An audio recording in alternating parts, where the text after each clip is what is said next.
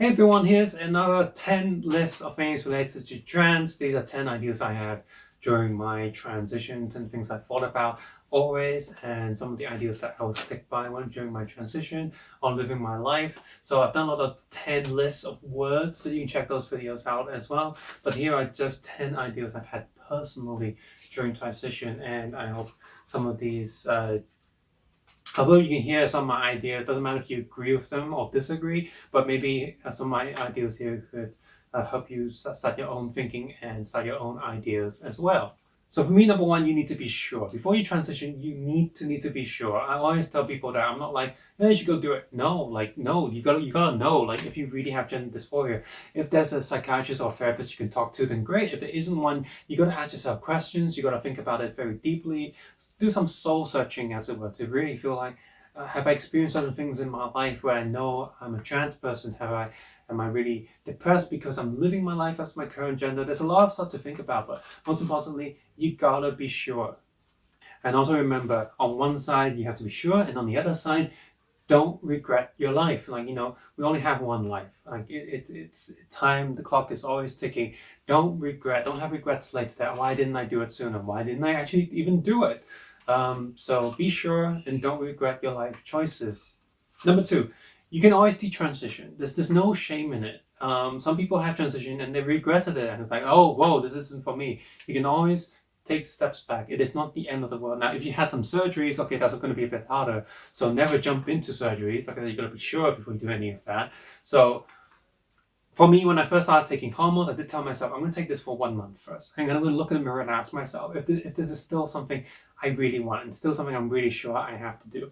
Because if I take hormones for 1 month and I stop, no one would notice. I haven't had any permanent like physical changes yet. I'd be fine. And I did do that about a month in. I was taking hormones. I started questioning myself, but then one day I felt my nipples tingle from the hormones. Like, oh, something's kicking in. It's about to start, growing. And I was so happy. I couldn't stop giggling to myself like an idiot. And that's when I knew. I was like, sure, I need this. I love this. I'm really happy that my breasts are going to grow. Right? Hey, that's really awesome. So yes, but if you ever feel like you made a mistake, there's never any shame in detransitioning. And some ways to make it easier to do detransition, if you're early on, don't come out yet. Start your medication first, slowly. That's one way I did it. You don't have to do it this way, but that's one way I did it because I felt like I said, if I stop my medication 1 month or even 2 months in and stop, no one would ever know. And I can detransition. I can stop my transition, as it were.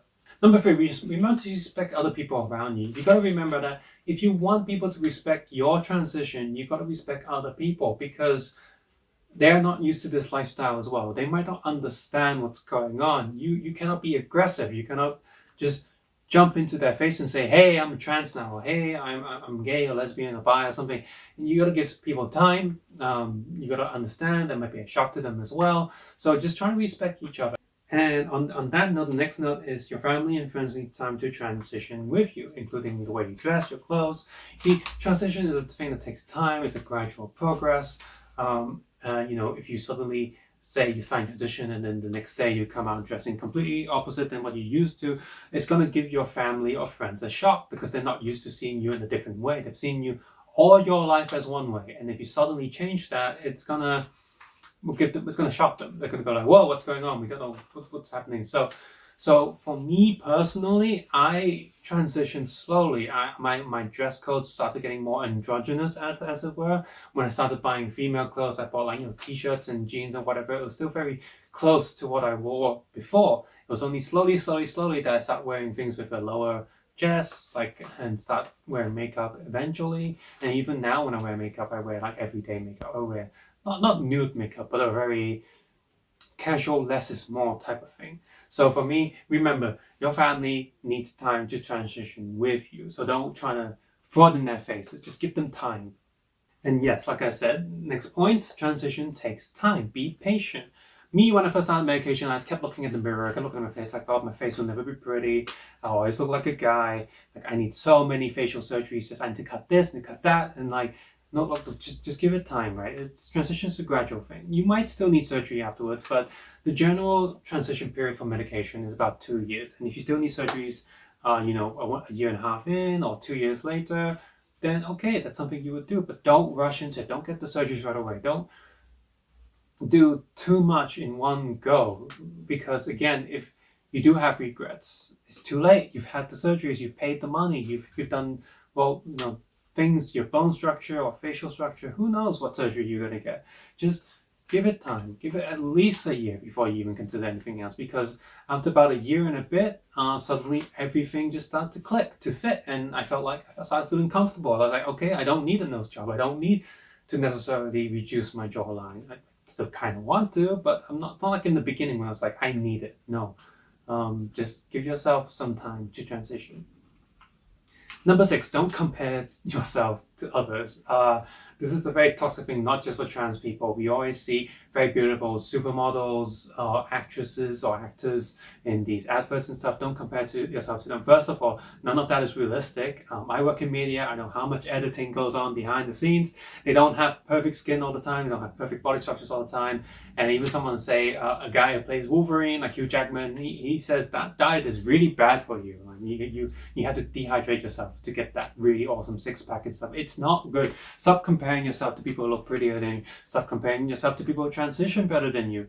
You don't know that yet. Like if you're currently transitioning, you don't know what the end result will be. Or if you transitioned already, everyone looks different. Every woman, every guy, every whatever, they all look different. Just try to be comfortable with yourself. Don't get addicted to pursuing an unrealistic goal. Don't get addicted to surgeries. There's some people who are doing way too much. For example, a Taiwan trans woman is removing 2 or 1 of her ribs from the bottom, so she can have an even smaller waistline or something. I think that's too much. That's dangerous. First, it's a very damaging surgery, and number 2, it's very dangerous surgery because we need a rib cage to protect our organs, and she's reducing that, and I think that's a very bad idea. Plus, she's already very pretty, so again, don't compare to yourself. They're way more prettier than themselves. And the next point is to be confident. Passing will happen. Like, one of the main things that you got to remember is that there are naturally some women that look like guys and some guys that look like women.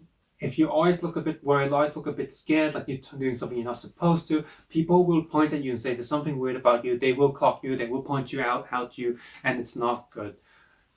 After you transition for a certain amount of time, if you feel like you're ready to go outside as the gender you want, for me as a woman, I was confident. I was like, okay, some people have called me pretty, some people said I look good, whatever. Like, I'm going to dress like this now, I'm going to wear makeup now, and I'm going to use the women's bathroom because, that's where I feel comfortable in, and plus legally I have a letter, yay. But whatever, like, you got to go out, you got to just be normal, be yourself. That's what you want, right? So don't be worried. Don't be worried someone will point at you. Just act as natural as you can and just be yourself. So be confident about yourself, as well as the way you look. There's a part of us that will always see our boy the boy or the girl from before we transition. But you can always ask someone else how they think you look, and ask people you've never met before, like new friends or old friends. And I find that will often help. Like, they might say like, hey, 80% there, 70% there, but you will always look like you, just a female version of you. So try to be confident and comfortable with your current self after you've done your medical transition. Stop trying to find or pinpoint your old self and point it as flaws. No, it's just the way you look. But you're now the girl version of you or the boy version of you. Be confident. Number 9, like I said, if you have access to a psychiatrist or a doctor to help you with your transition, do it. It's much safer.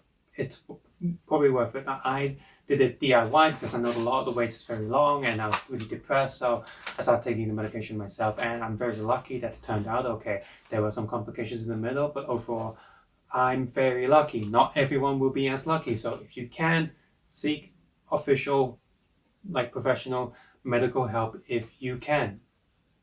So here's the thing, there's always going to be someone that hates you. There's always going to be someone that's negative or just hateful in general. There's always going to be someone that doesn't understand what you're going through or refuses to understand what you're going through. There's people who are transphobic, there's people who are sexist and racist, and no matter how much our society and human race gets educated, there will always be people like that who just hateful and want to troll you online. And I know how hard it can be sometimes when you see something that affects you, that upsets you. I know some people just get into YouTube comment arguments or Facebook arguments, but just remember, none of it is worth it. There are just some people who will never understand you, and go through what you're going through. So it's always good to just let them go. Just ignore it. For me, you know, I've gotten a lot of negative comments about my trans stuff. I got negative comments from my old videos, my animations and stuff, and I just ignore them most of the time now. They're not any constructive criticisms and stuff. And when there's a lot of people, every time I post pictures on Instagram, people being pervs, I just laugh them off because, I mean, that's just the thing. Like, whatever, you know, who cares? You can't touch me, you can't find me, you can't do stuff to me as long as I don't let you do stuff to me. So it's much better just to find a community of people who understand you, who are similar to you, and you can thrive in those communities. You'd be much happier. So just let go of all that hate online and offline. Just ignore it. And as always, I'll post a link here to the Quarks HK. If you're from Hong Kong, they're the nicest and just sweetest people in the LGBT community that I found in Hong Kong. And I think a lot of people in Quarks are just amazing. So thank you if you're watching this video. I know some of you are. I know the link for Discord sometimes gets like outdated or something. It's like a time limit, but you can always find Quarks HK on their website and stuff. So, you know, definitely check them out if you're a trans or LGBT person in Hong Kong.